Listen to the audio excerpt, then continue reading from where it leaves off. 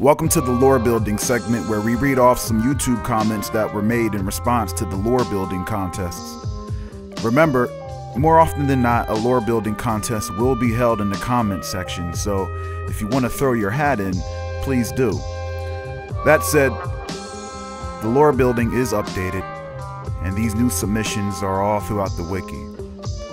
Your player may or may not have been tied to one of these lore submissions, but if they are, you'll know when you see it. Alright, let's move on.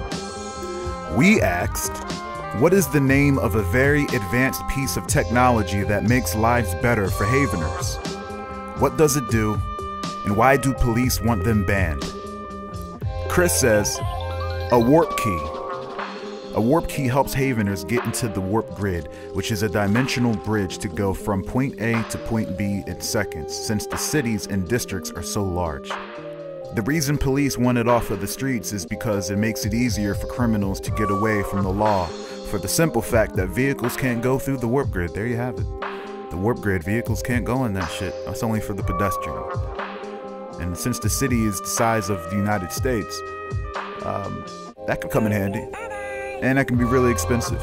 Alright, next we asked, and this was used in the previous episode, the ritual G-type who had seizures and lost all color, appearing dead. What was his mutation? So if you saw in the last episode, the one that was kind of like dead looking, with the shadow stuff, that was a result of this lore contest. Chris says, the G-type who had seizures is the Lord of Darkness. He commands all shadows to his very command, even his opponent's shadow to be used against his opponent. He can also conjure shadow weapons from the very shadows he commands. Shadows. Yeah, so that's how he became the Lord of Darkness. Then we asked, Deftude is an NPC. What do you think Deftude is doing? He kinda disappeared. I must have lost a name to this one, but this person said, I think Deftude went underground to train some more dangerous characters, setting them up to take on the upper echelon of new player characters. I think you're right, man. I think you're right. Big Finger God, aka the BFG, is a famous drummer for Haven's most popular rock band. What's the name of their top-selling album? Chris says,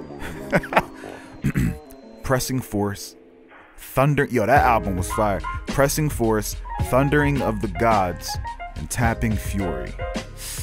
Yeah, they were pretty nice. He also says they have recently created a hit called Chi Fist of Death, dedicated to Makai's persona because Big Finger God is Nova's brother. Nice. Nice touch. That's what I call lore building right there. I encourage everyone to use lore contests to build the world and the world that surround your character. If you want to, it's all you. If it sticks, it sticks, and it will be updated in the lore wiki on the website. Nice, Chris. All right. What do those from the 13th district take pride in the most? Someone says, the people of the 13th district pride themselves in the high life, money, drugs, and blood matches, and sex. Gotham adds, I think the new generations of Wardenaries might, but the older generations, I would imagine, believe in hard graft and older customs. Maybe they have a celebration each year that everyone takes part in. Chris then says, and takes us way far left and says, Living in Color is the name of the event. It's an event that happens on the dimensional bridge that connects to the warp grid. They use the warp grid as a second means to let loose and free their minds from the realities that they live in. And they do live in some harsh realities. I'll add to that, because according to Gotham Pop's Western Ward entry, their district is pretty downtrodden, and I think going through an economic crisis right now. Therefore, they probably only have one of those warp grids or dimensional bridges, and it's probably inoperable. So they're using its broken state as a form of entertainment. I guess kind of like fire hydrants. What's a futuristic sport that started in the Western Ward and grew into a big Haven City pastime? Chris says, you could call it the Midnight Royale. To which Gotham added, in the spirit of the district, I would imagine something gruff and cheap initially. probably fighting in some way, considering that those who live there are faster and stronger than most and can see in the dark. Night boxing. If this is the thing that's big in Haven, then I'd imagine a good deal of night vision setups would have to be built, as not everyone can see in the dark. Moving on.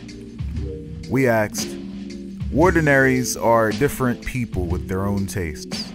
What restaurant do they prefer over Smaven's? Which is very blasphemous, but this person says, the Blacksmith's Hammer, a rowdy bar by the Wardwreck Mine, often frequented by minors, but not the underage kind.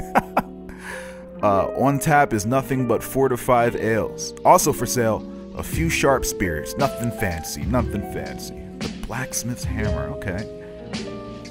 Huh. I wonder how their sandwiches are. Moving on. What was the device that Seth Harrow used in his shoes? Seth is wealthy, so how many credits did this thing cost exactly? Gotham Pop says soul pumps. Concentrated air fitted into special shoes. The cost comes from them being a relic of the last war, sold on the black market. Other than knowing dark alien magic, why is General Rifmusen feared by all of the cultists, even fellow generals? Chris says Rifmusen can use the dark magic more than anyone in the Servi Day, with less damage to his own body because of the spiritual cleansing he performs on himself. Steven says General Rifmusen is feared because he is from the beyond. He radiates an aura of unease. He is the ultimate unknown, and the unknown is a primal fear in all people and entities. Goddamn. I mean, he was fighting without a head. I swallow your soul, I swallow your soul, I swallow your soul. What is the name of the snake demon that Six summoned? What trauma occurred in someone's life to birth this specific entity? Chris says, the snake is called the Yatashi, and it was created by a deceitful brother that not only stole his brother's girlfriend by framing him with another woman, but also got his brother killed in a drug war. God. Emerald Prophecy speaks of the one who brings rise. What? Oh, that's ridiculous. Emerald Prophecy speaks of the one who rises above man and opposes them. What else does prophecy say about Anarchy 12? Darrell says, the man will be superior in ways thought impossible. Gotham says that in seeing everything, he will miss the smallest of things. This is where his downfall may come from. Ooh, spelling doom on Anarchy 12. Why is the third ritual G-type failing to become a complete specimen and having to rely on another G-type to fuse with? Gotham Pop says, too much toxicity in Haven. The city is just too morally and geologically unstable to birth such a type. Steven says, the willpower of the city was too high, hence the need for a more thorough takeover before the ritual G-type can be birthed into existence.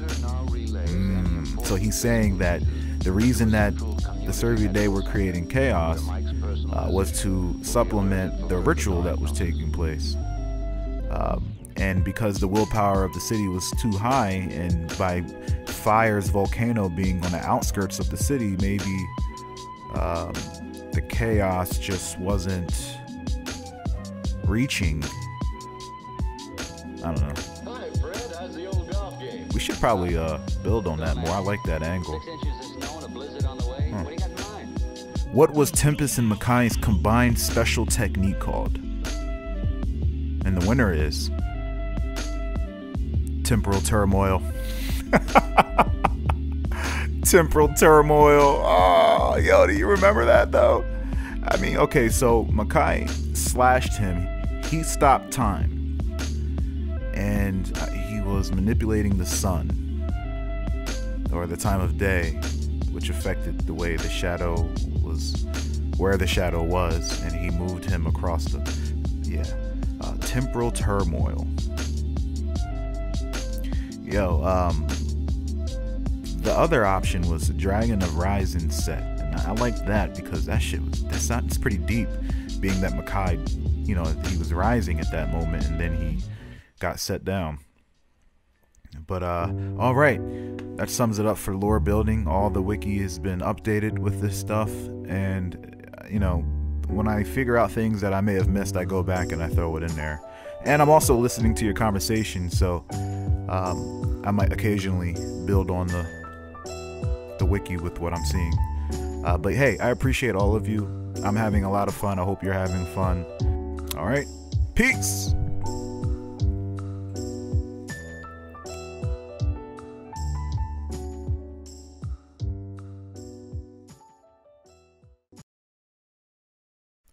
Thanks for watching Peoplz Dragons, the interactive RPG game show. I encourage everyone to jump into our comment section to participate in the lore contests, as well as visit our Patreon page to learn what perks come with your support for our machine. Peace.